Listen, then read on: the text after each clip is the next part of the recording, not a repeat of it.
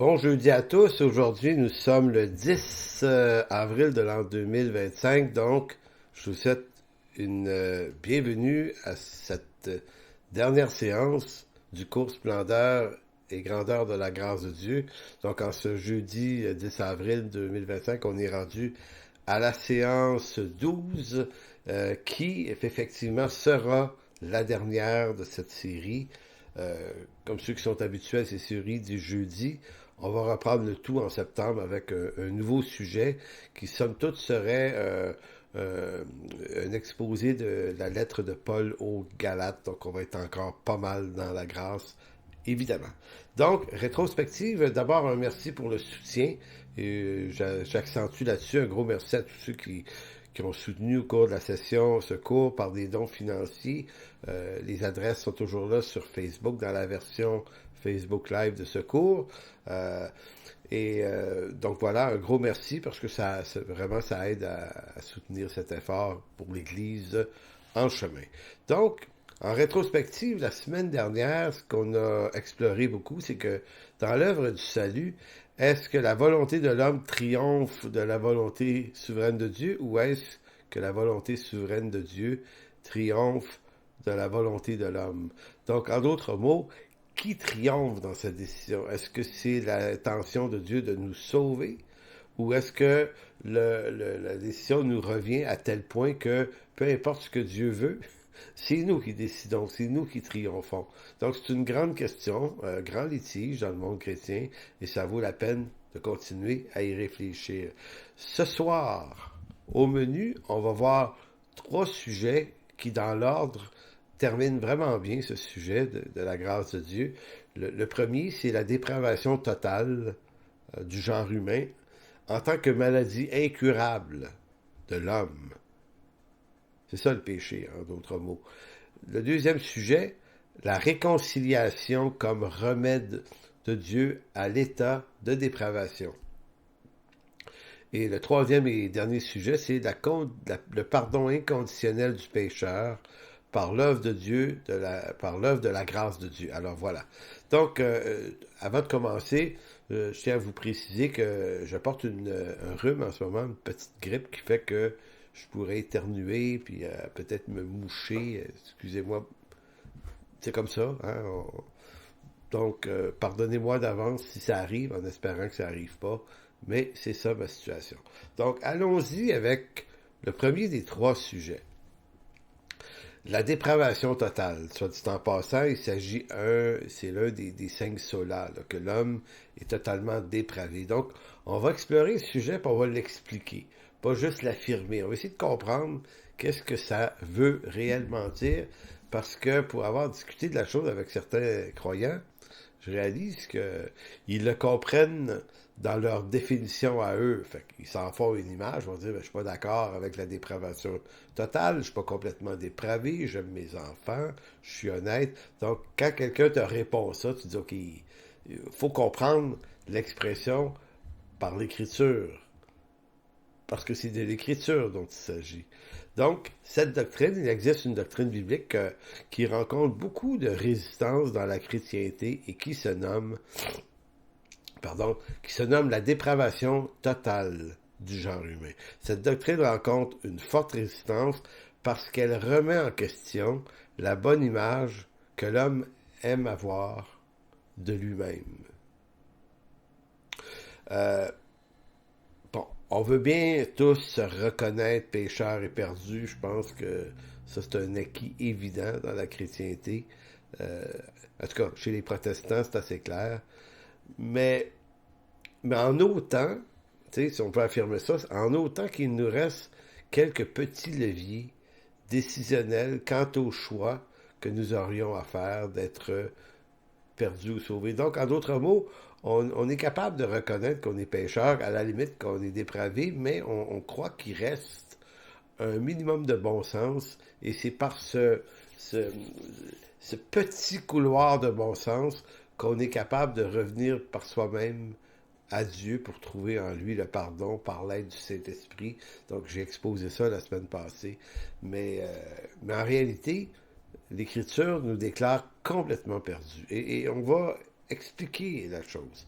Donc, selon cette doctrine, la dépravation humaine, la nature humaine est corrompue par le péché originel à un tel point que chaque aspect de l'être humain, sa volonté, son intellect, ses émotions, sont affectés durablement par le péché. Cela ne signifie pas que chaque personne est aussi mauvaise qu'elle pourrait l'être, mais plutôt que le péché influence toutes ses facettes, toutes les facettes de son existence. Cette dernière phrase est très importante. Cela ne signifie pas que chaque personne est aussi mauvaise qu'elle pourrait l'être.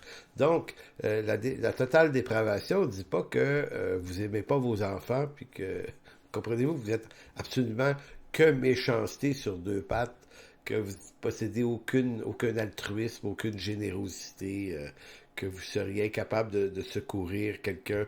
Bref, la totale dépravation ne dit pas ce genre de choses-là. Quand on parle de totale dépravation, on parle par rapport à Dieu. Dans notre humanité, on est capable d'être généreux, on est capable d'être altruiste, mais tout ça reste quand même soumis à une condition pécheresse. Quoi qu'on fasse, on va toujours le faire en Adam, puisqu'on est déchu de Dieu, séparé de lui, donc incapable de revenir à lui, incapable de l'honorer pour ce qu'il est dans notre humanité, parce que le lien qui nous joint à lui est complètement fermé. Et nous, on est donc perdus. Donc c'est pour ça qu'on peut avoir une formule du genre, parce que chez les humanistes du 18e siècle est née cette idée que l'homme est fondamentalement bon, mais capable de faire le mal, alors que nous disons plutôt en théologie biblique que l'homme est fondamentalement mauvais et pécheur, mais capable dans son humanité de faire des bonnes choses. Évidemment. Donc c'est pour ça qu'il faut bien mesurer l'intention ou l'affirmation de la dépravation totale. Ainsi l'homme, laissé à lui-même, ne pourra jamais chercher ni trouver Dieu, ou choisir librement le salut sans une intervention de la grâce divine. Donc, vous voyez, c'est comme une doctrine qui dit quelque chose de très très simple. À cause de ton état, naturellement, tu ne cherches pas Dieu, et naturellement, tu ne le trouveras pas. C'est lui qui va te trouver. C'est ça que ça veut dire. Donc, la dépravation totale du genre humain s'appuie sur des passages bibliques, il y en a beaucoup, là, tels que Romains 3, 10 à 12. Il n'en est aucun qui fasse le bien, pas même un seul. Maintenant, vous allez dire, oui, mais on est capable de faire du bien. On est capable d'honnêtement rendre service. On est capable, à la limite, d'être tout à fait honnête. On est capable de retenir la folie, la grossièreté, la méchanceté. Des fois oui, des fois non, bref. Mais lorsqu'il est question ici, il n'en est aucun qui fasse le bien, pas même un seul. C'est le bien au sens de Dieu. C'est un bien qui serait non contaminé par le péché. Nous, là, tout le bien qu'on fait, là, on le fait, on en retire quelque chose pour soi-même. Ça nourrit une justice propre. D'ailleurs, vous remarquerez que les personnes très bonnes, tu sais, les gens là, qui sont des bonnes personnes, bien instruites, suffisamment riches pour faire des aumônes, pour donner, pour être généreux, il y a vraiment des gens qui sont des bonnes personnes. Quand vous leur annoncez l'Évangile, ils n'ont pas grand-chose à se rapprocher. Donc pour eux, leur gentillesse, leur bonté personnelle fait en sorte qu'ils sont capables de se reconnaître imparfaits, là. Mais ils vont dire, je ne suis pas perdu, moi, je fais du bien autour de moi. Donc, le bien que l'homme fait, il le transige toujours dans sa justice pour se donner une justice propre. Je suis juste parce que je fais des bonnes choses. Donc, c'est pour ça que même quand on fait le bien, on le fait, notre bien devient une transaction qui nous avantage. Donc ici, quand il est écrit, il n'en est aucun qui fasse le bien, pas même un seul, c'est-à-dire il n'y en a aucun qui fasse un bien qui soit dénué de toute intention secondaire et cachée. Parce que pour ça, pour faire ce type de bien-là, il ne faudrait pas être pécheur, c'est ça l'enjeu. Jérémie 17,9 va dire « Le cœur est tortueux par-dessus tout, et il est méchant qui peut le connaître. » Donc cette doctrine met en évidence la nécessité absolue de la grâce divine pour que l'homme puisse être sauvé. C'est une doctrine qui a suscité de nombreux débats à travers l'histoire, notamment entre calvinistes et arméniens, ces derniers affirmant que l'homme conserve une part de libre arbitre lui permettant de coopérer avec la grâce de Dieu. Donc c'est pour ça qu'on dit j'ai eu l'intelligence par ma liberté de choisir, je me suis tourné vers Dieu. Ça, on dit ça quand on est jeune croyant, parce que c'est la perspective qu'on a à ce moment-là. Puis généralement, quand on vieillit dans la foi, qu'on approfondit une bonne connaissance de l'Écriture, généralement, la plupart des gens changent d'idée. On finit par comprendre vraiment que c'est vraiment le Seigneur qui est venu me chercher.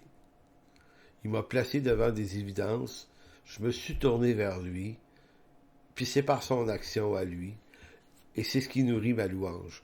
Donc, pour bien comprendre la nature du remède, et ça c'est important là, si on veut bien comprendre la nature du remède qui est nécessaire pour nous guérir de notre condition pécheresse, ben, il est tout aussi nécessaire de bien identifier la nature du problème et les symptômes du mal qui nous habite et qui nous rend malades.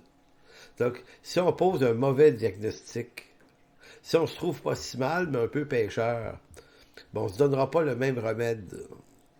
Donc, un médecin, pour bien vous soigner, doit expertiser, doit très très bien comprendre, être sûr du problème de santé que vous avez. Il ne vous donnera pas de l'aspirine ou du Tylenol si vous avez un cancer, là.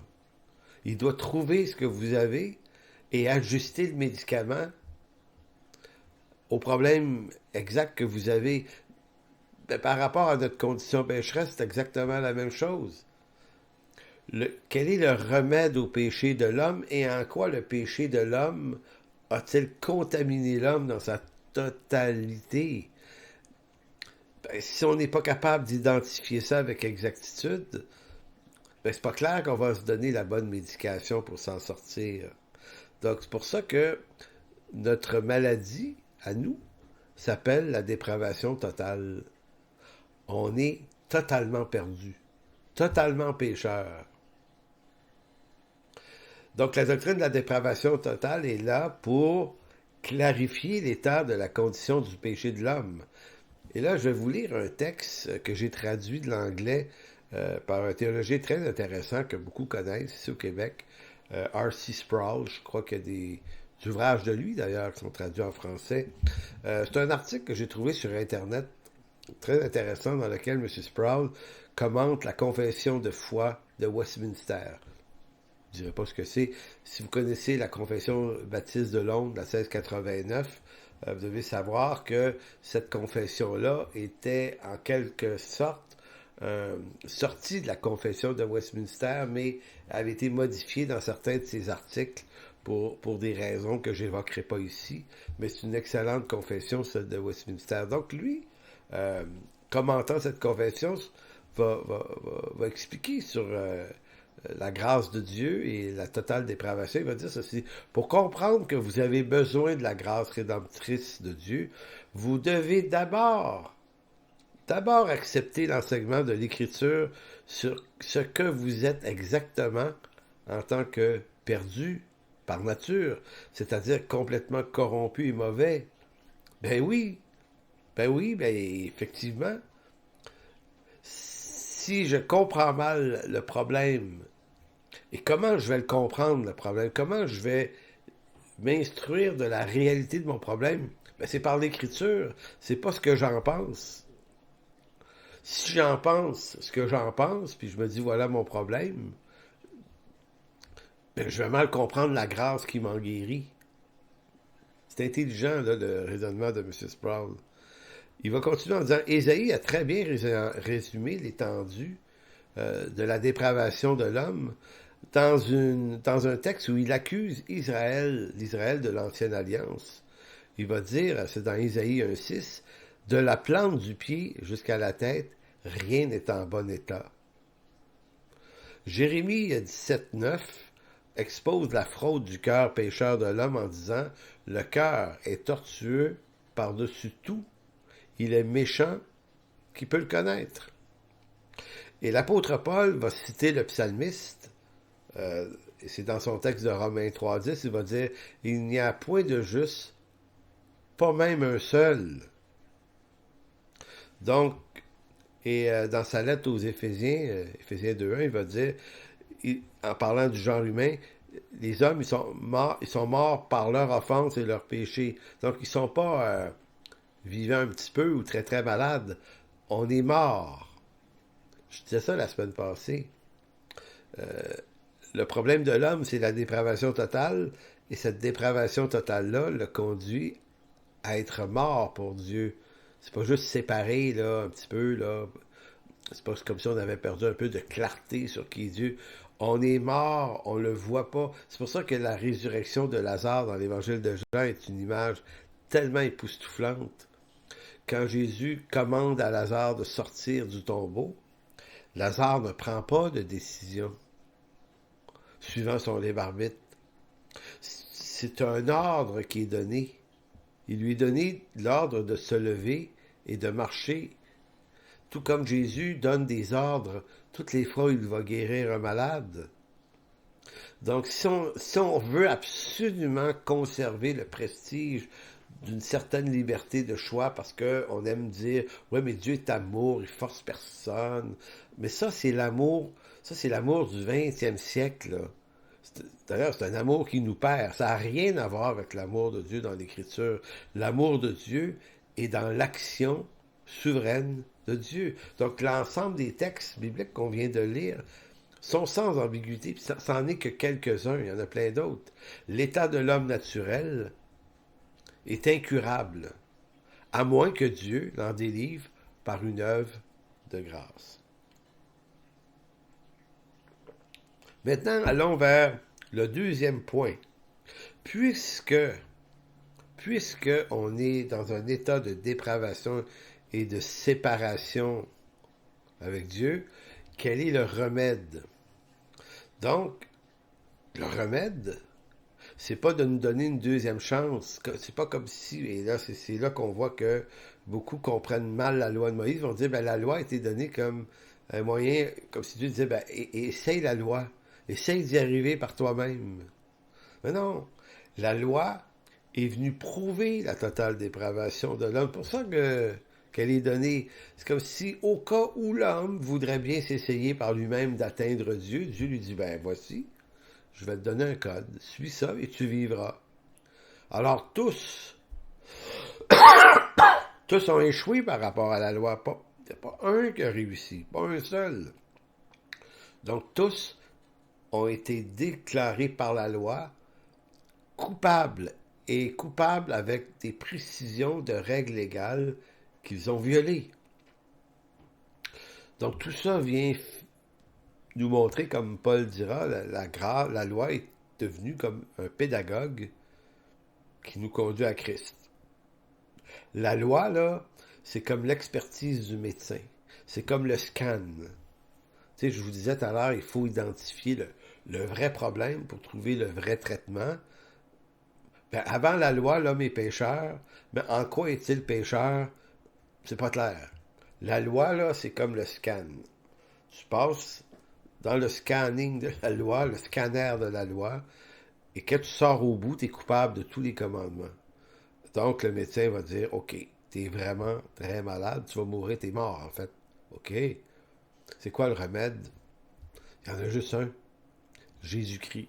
Jésus-Christ est le seul remède, et c'est un remède de grâce. Le salut, donc, votre salut, mon salut, n'est pas un édit de tolérance envers l'homme. Je dis ça souvent, mais j'aime ça le redire, parce qu'on peut penser qu'on est toléré par Dieu. Tu sais, Dieu nous sauve comme si Dieu se sentait mal de nous avoir créés. Il se disait, bon, faudrait quand même... Je les ai mis dans le trouble en les créant. Aurait-il pas mieux valu ne pas les créer plutôt que de les créer, de les laisser les créer dans un monde pécheur qui les perd? Ben, en fait, non. Ça n'a aucun rapport avec l'Écriture. Dieu nous sauve, non par un édit de tolérance. Dieu a plutôt choisi d'aimer l'homme, de mourir pour lui, voire même de mourir pour ses ennemis. Et là, on entre ici dans le domaine de ce que j'appelle la réconciliation. nous, de nous-mêmes, on ne s'est pas réconcilié avec Dieu.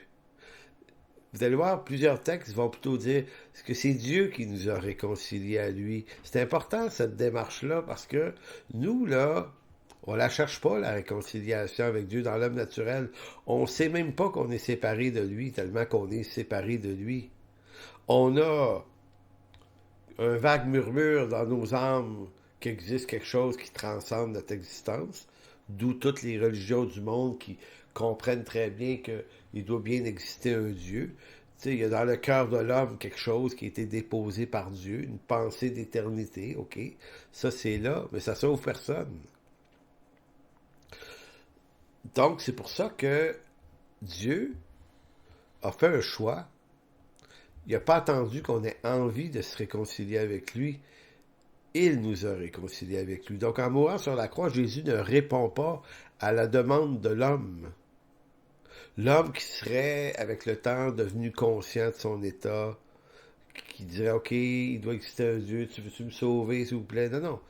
Dieu, en Jésus-Christ, répond à la volonté de son Père. Donc, Jésus répond à la volonté du Père. Pour que l'homme comprenne son état de perdition, Dieu, le Père, doit la lui révéler en Jésus-Christ.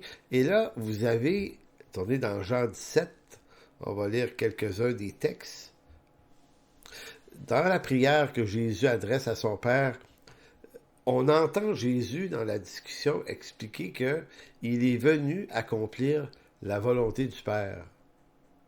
Donc, Jean 17, 1 à 3 va dire, après avoir ainsi parlé, Jésus leva les yeux au ciel et dit, Père, l'heure est venue, glorifie ton Fils afin que ton Fils te glorifie, selon que tu lui as donné le pouvoir sur toute chair, afin qu'il accorde la vie éternelle à tous ceux que tu, le Père, lui as donné. Donc Jésus disait, je suis venu ici pour donner la vie éternelle à ceux que tu m'as donnés. On va comprendre tout de suite que tous les hommes ne seront pas sauvés. Pourquoi? Ça relève d'une autre grande question. Mais néanmoins, verset 3, or la vie éternelle, qu'est-ce que c'est? C'est qu'ils te connaissent, toi le seul vrai Dieu, et celui que tu as envoyé. Donc, la vie éternelle, c'est pas un édit de tolérance, c'est une intention positive de Dieu de nous racheter pour lui. Verset 22, dans le même chapitre, beaucoup plus loin, il va dire, je leur ai donné la gloire que tu m'as donnée, afin qu'ils soient comme nous sommes un, moi en eux et toi en moi, afin qu'ils soient parfaitement un, et que le monde connaisse que tu m'as envoyé et que tu les as aimés comme tu m'as aimé. Père, je veux que là où je suis, ceux que tu m'as donnés soient aussi avec moi, afin qu'ils voient ma gloire, la gloire que tu m'as donnée, parce que tu m'as aimé avant la fondation du monde. Père juste, le monde ne t'a point connu, mais moi je t'ai connu, et ceux qui ont connu que tu m'as envoyé, je leur ai fait connaître ton nom, et je leur ferai connaître afin que l'amour dont tu m'as aimé soit en eux et que je sois en eux. Donc, petite gorgée. Si vous suivez bien le discours de Jésus, il expose très très bien que tout ça émane de la volonté, pardon, tout ça émane de la volonté du Père. Il est venu, Jésus, porter à l'homme, en tout cas, porter à ceux que le Père lui a donné l'amour du Père pour qu'il soit un.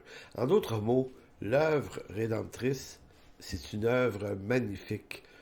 Je dis ça parce que, et on va le voir un petit peu à la fin du cours, on a toujours la crainte du moment où on va rencontrer Dieu, parce qu'on se dit, ouais, mais tu sais, je suis quand même resté pécheur après mon salut, pas toujours été obéissant, c'est pas génial ma vie chrétienne, bref, c'est une comédie d'erreur de notre histoire, une comédie d'orgueil aussi. Donc, mais en fait, vous devez comprendre que Dieu ne nous a pas sauvés pour qu'on ne soit plus ça. Il nous a plutôt sauvés des conséquences éternelles d'être comme ça. parce qu'on est comme ça. Donc, c'est de l'amour du Père que procède l'amour dont nous sommes l'objet de la part de Dieu. Voilà pourquoi il nous faut comprendre et vivre, voire exister en tant qu'enfant aimé du Père, en vue d'apprendre de Dieu à aimer les gens et même nos ennemis. Parce que Dieu a aimé ses ennemis, on va apprendre à aimer les nôtres. C'est pour ça que, de nous-mêmes, on ne sera pas en guerre contre personne. Non, si les gens sont en guerre comme nous, on va faire ce que Paul fait, ce que David a fait, on va s'en éloigner. Oh, je sais pas, il y a cette espèce de curieuse affirmation chrétienne que on passe par-dessus tout. Non. Quelqu'un te veut du mal, prends tes distances, c'est tout.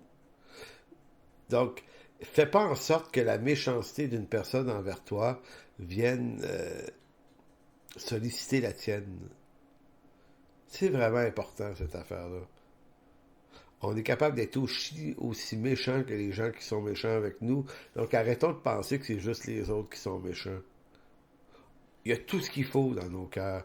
Donc, c'est pour ça que c'est toujours intéressant de se dire, face à ce qui m'arrive, là, si je reste, ma méchanceté va s'activer, puis à la limite, la mienne pourrait être pire. Pourquoi? Je vais prendre ma distance, je vais aller ailleurs, je vais trouver ma paix, ma joie ailleurs. Donc, autant que c'est possible, c'est ce qu'on fait. Donc, Dieu n'a pas réconcilié avec lui des hommes de bonne volonté ou des hommes raisonnablement réconciliables. En voulant dire, l'homme, le genre humain est perdu, mais il y en a quelques-uns parmi eux qui sont réchappables. On va essayer de les sauver, eux autres. Non, il a réconcilié avec lui-même ses ennemis. Écoutez, dans Romains 5.10, c'est tellement clairement dit, là. Romains 5.10, car si lorsque nous étions ennemis, nous avons été réconciliés avec Dieu. Vous avez entendu la manière que la phrase est fabriquée. Nous étions ennemis, nous avons été réconciliés avec Dieu. C'est pas nous avons fait un effort de réconciliation. Non, non, c'est Dieu qui était offensé. Donc c'est lui qui a posé l'acte de réconciliation avec nous. Donc, nous avons été réconciliés avec Dieu par la mort de son Fils, à plus forte raison, étant réconciliés, serons-nous sauvés par sa vie. Et non seulement cela, mais encore, nous nous glorifions en Dieu par notre Seigneur Jésus-Christ, par qui maintenant nous avons obtenu la réconciliation. Donc, frères et sœurs, comprenons vraiment l'intelligence de ce texte-là qui est fameux. Je suis un réconcilié avec Dieu, mais pas par un acte de ma volonté, mais par un acte de sa volonté. Dieu m'a réconcilié avec lui. C'est pas moi qui ai cherché la réconciliation avec Dieu. C'est Dieu qui m'a réconcilié avec lui. Il m'a donné accès à une réconciliation que je ne cherchais pas. Dans sa seconde lettre aux Corinthiens, allez dans 2 Corinthiens 5.17, texte que j'ai lu durant la session, mais on va le regarder dans l'angle de la réconciliation, et ça c'est intéressant à lire quand on lit la Bible. Se donner un angle de lecture différent des autres fois sur un même texte nous permet de découvrir d'autres trésors qu'il cache. Donc, dans 2 Corinthiens 5.17, le mot réconcilier revient à plusieurs reprises. Si quelqu'un est en Christ, il est une nouvelle créature, les choses anciennes sont passées, voici toutes choses sont devenues nouvelles. Et tout cela vient de Dieu qui nous a réconciliés avec lui par Jésus-Christ. Voyez la même formulation que dans Romains 5. On ne se réconcilie pas nous-mêmes avec Dieu, mais verset 18, tout cela vient de Dieu qui nous a réconciliés avec lui par Christ, et qui nous a donné le ministère de la réconciliation. Car Dieu était en Christ, réconciliant le monde avec lui-même. Donc, c'est pas une rencontre où les deux font un bout de chemin, comme à une table de négociation en vue de se réconcilier. ce qui est très bien de faire des fois, là. Mais ici, là, l'œuvre de réconciliation est totalement l'œuvre de Dieu en Jésus-Christ. Verset 19, car Dieu était en Christ, réconciliant le monde avec lui-même. Comment? En n'imputant point aux hommes leurs offenses, il a mis en nous la parole de réconciliation. Donc, c'est pas un échange égal à égal, c'est-à-dire que, écoutez comment c'est dit, il nous a réconcilié le monde avec lui-même en n'imputant point aux hommes leur offense. En d'autres mots, Dieu n'a jamais péché contre l'homme. C'est l'homme qui a péché contre Dieu. Donc, c'est pas d'égal à égal. C'est de Dieu envers un homme complètement dépravé. Donc, l'homme peut pas dire, bon, ben Dieu, si tu veux qu'on se réconcilie, d'accord, on va s'entendre, j'accepte la... Non, non, c'est Dieu dit à l'homme, toi, là, je te dois pas je te dois pas, t'as pas à me pardonner. C'est moi que t'as offensé. Donc, l'œuvre de réconciliation, elle est dans un seul sens. C'est moi qui te pardonne et qui te réconcilie avec moi. That's it. C'est pour ça que verset 20 va dire, nous faisons donc ambassadeurs pour Christ, comme si Dieu exhortait par nous, nous vous en supplions, au nom de Christ, soyez réconciliés avec Dieu. Et ainsi de suite. Donc, si nous sommes l'objet d'une réconciliation avec Dieu, nous devenons aussi des agents de réconciliation. Le mot réconciliation, c'est catalage dans le grec.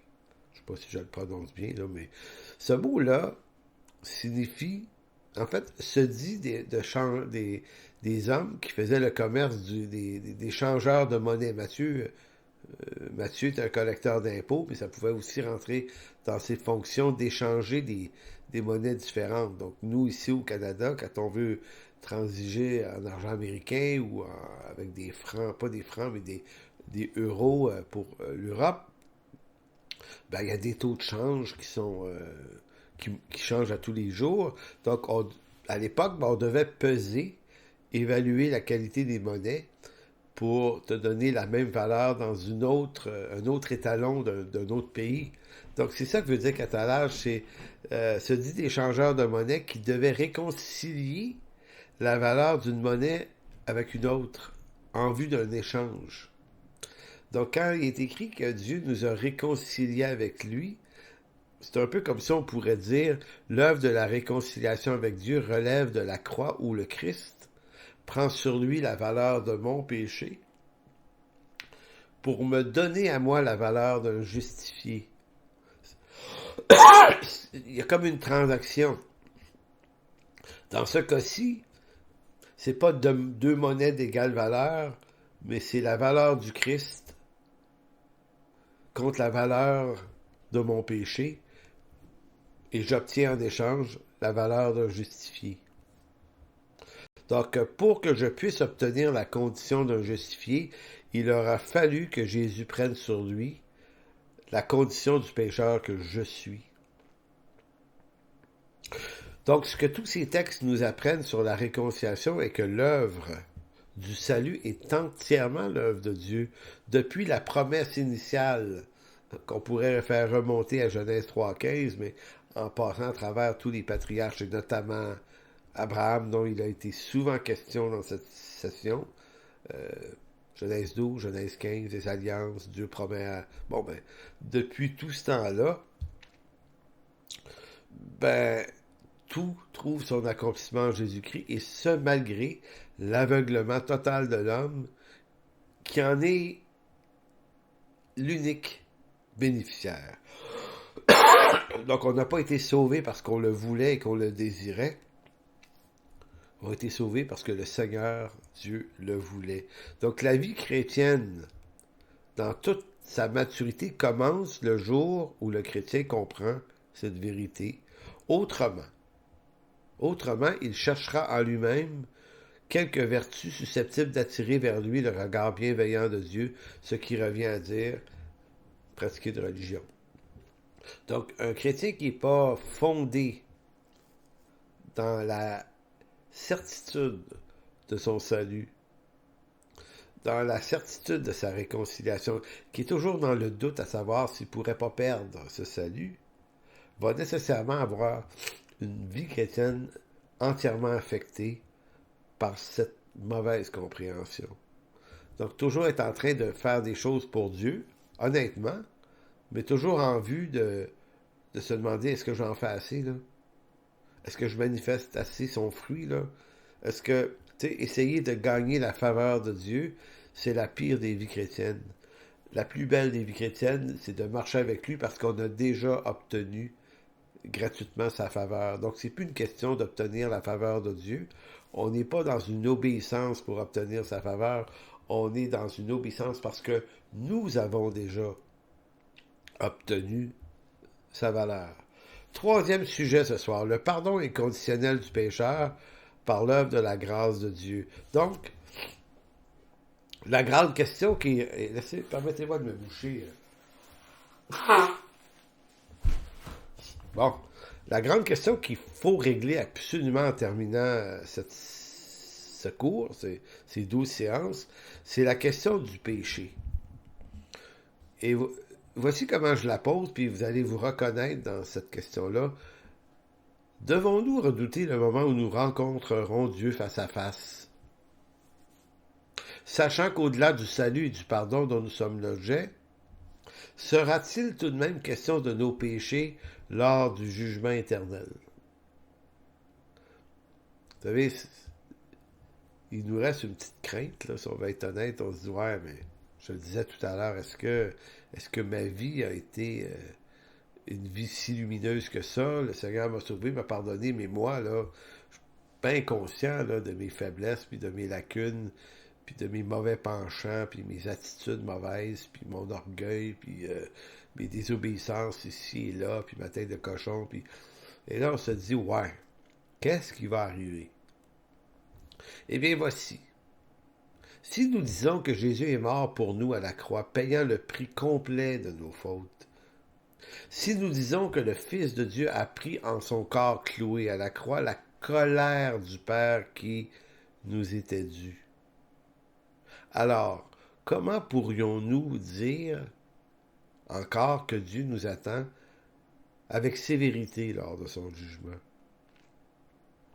Si vous dites que le Seigneur a payé pour vos péchés le prix total,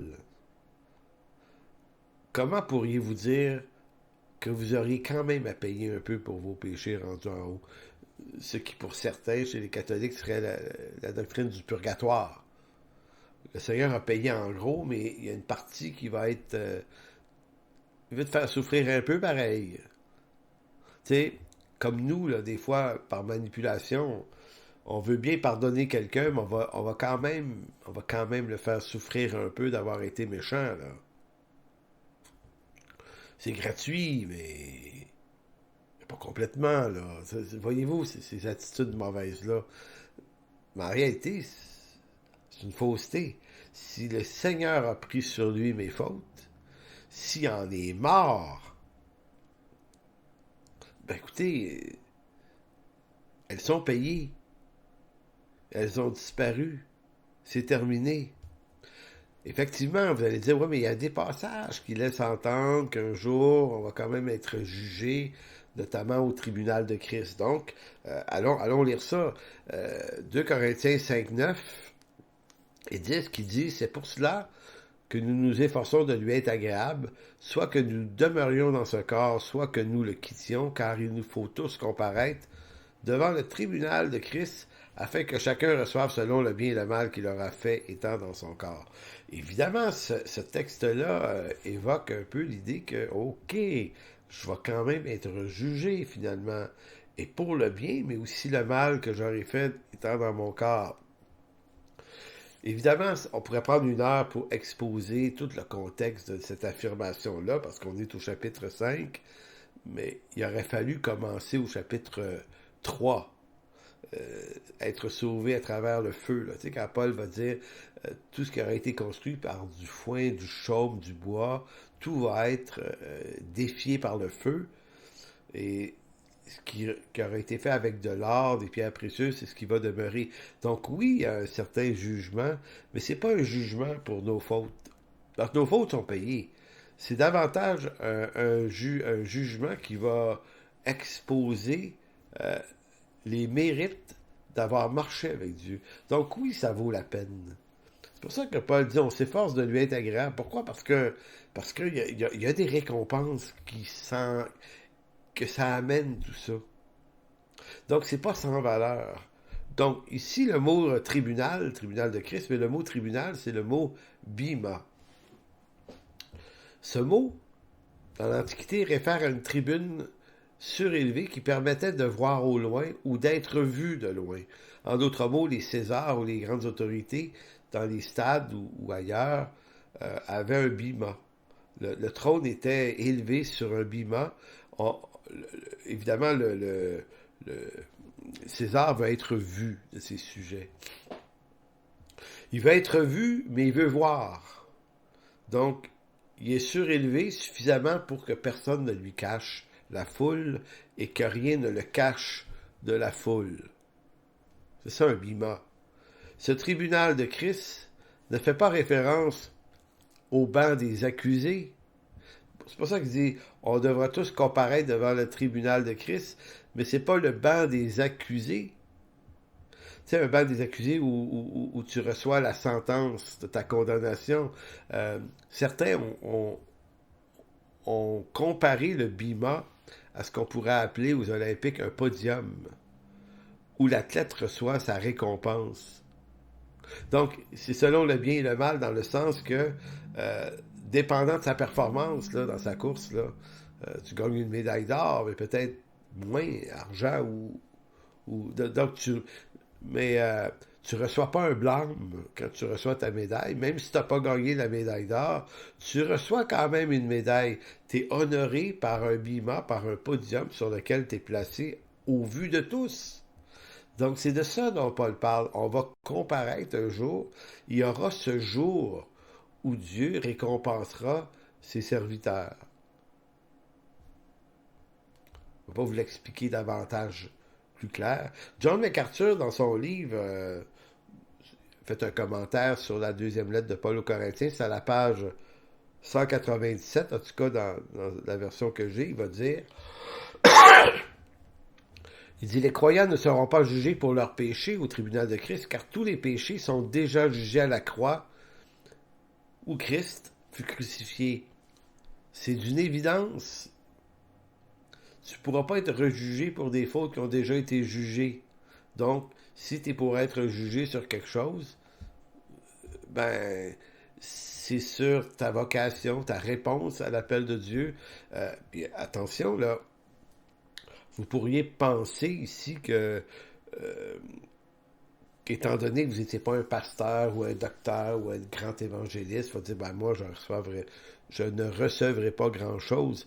Mais selon la justice de l'Écriture, de la façon dont le Seigneur nous parle, c'est probablement pas tellement une quantité de choses. C'est pas certains en ont tellement fait que non, c'est peut-être plus une question de relation, de fidélité à Dieu aussi. Il y a des gens qui ont eu des appels pas très importants, peut-être qu'on pourrait dire ça de même, mais qui ont été trouvés fidèles.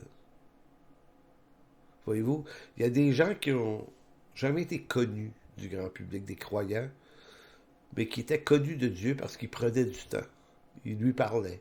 Ils avaient une belle vie de prière. Ils priaient pour leur église, pour leurs dirigeants. Ils priaient pour les gens autour. C'est pas une question.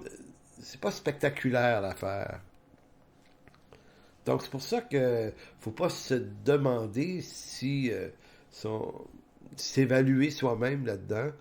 Puis ça devrait être un encouragement à dire bon, mais je vais apprendre à être fidèle à ma vocation. Je n'essaierai pas de devenir un globe-trotteur puis de faire le tour de la planète 10 fois en 10 ans. Là. Je vais être fidèle. Puis pour moi, c'est important cette affaire-là parce que je me suis égaré dans 1000 affaires pendant des années.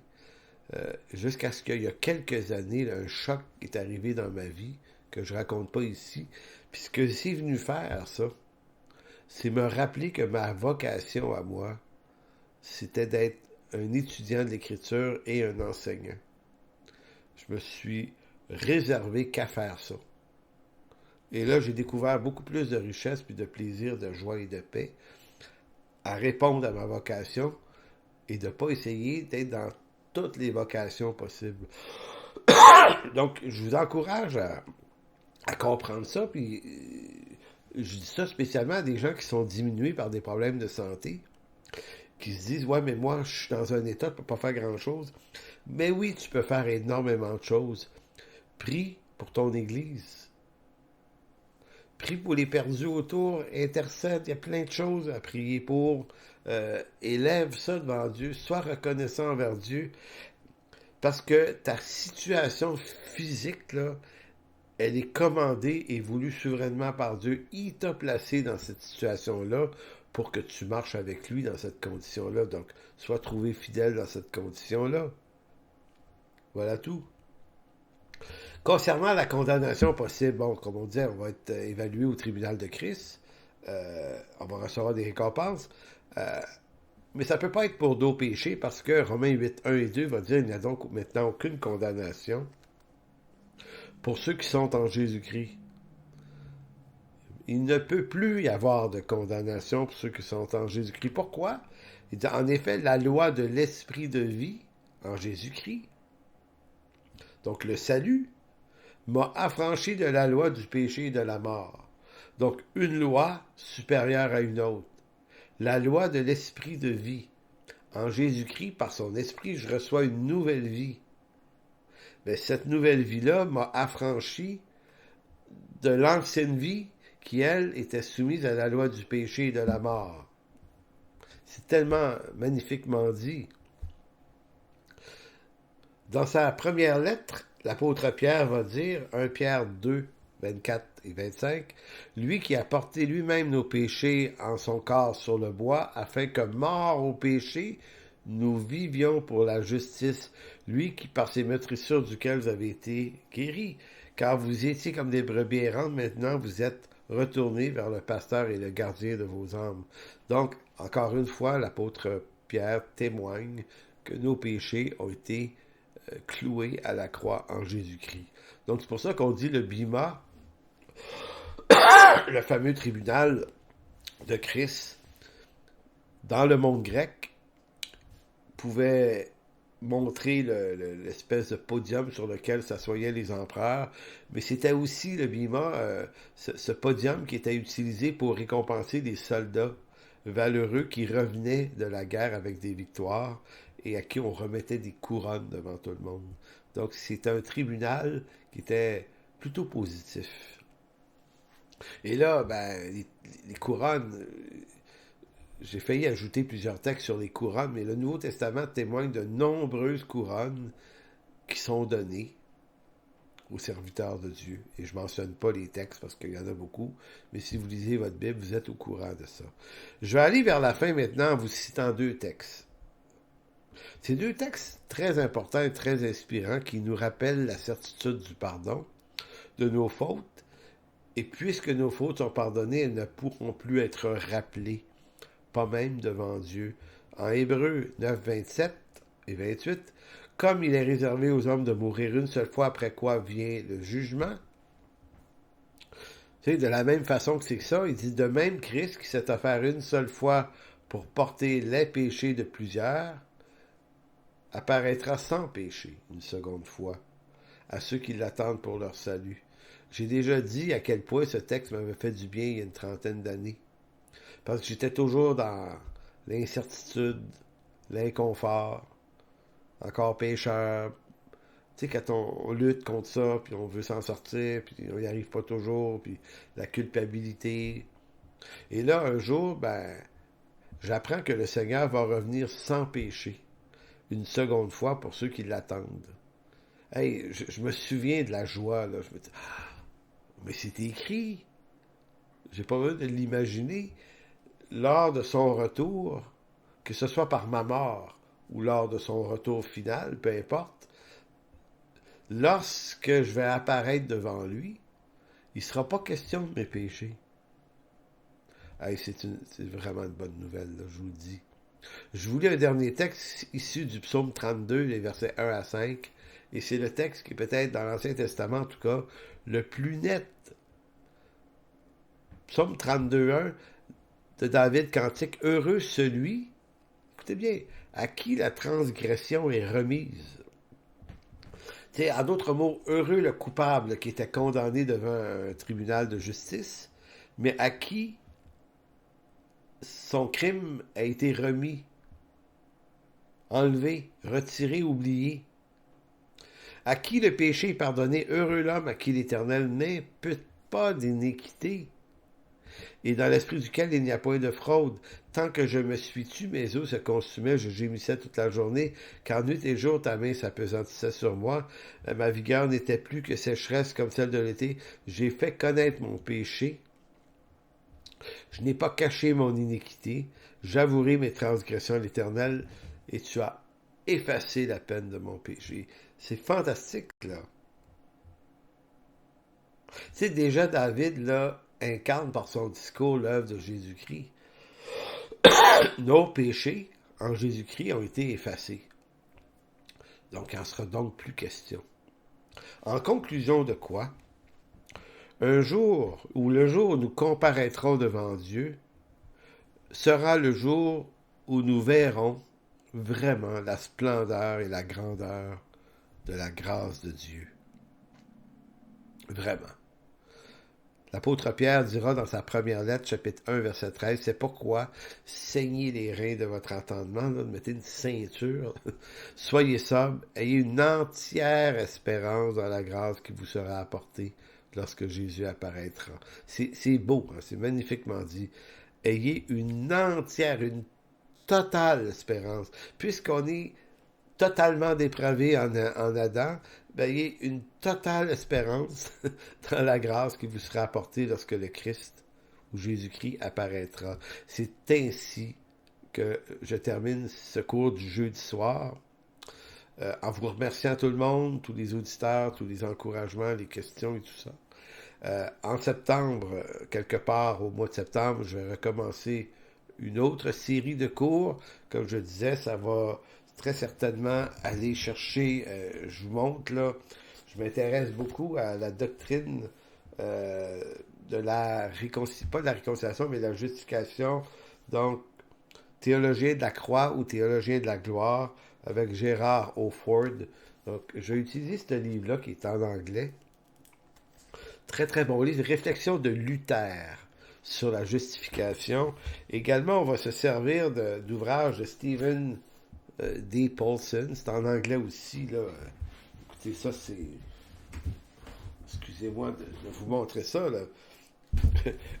C'est une série de 3 livres qui s'appelle Outlaw God, le Dieu hors la loi. Donc, c'est théologien Paulson, également luthérien, et j'aimerais qu'on aille visiter des ouvrages riches de la théologie de la justification d'un point de vue luthérien. Écoutez, en passant, c'est pas très très loin de la théologie évangélique ou même calviniste ou autre, là. On est dans les mêmes zones, mais il y a des subtilités chez les luthériens qui sont extrêmement riches et importantes à connaître.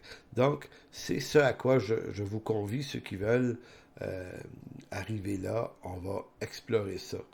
Et d'ici là, ben, passez un bel été, que Dieu vous bénisse tout le monde. Bye bye.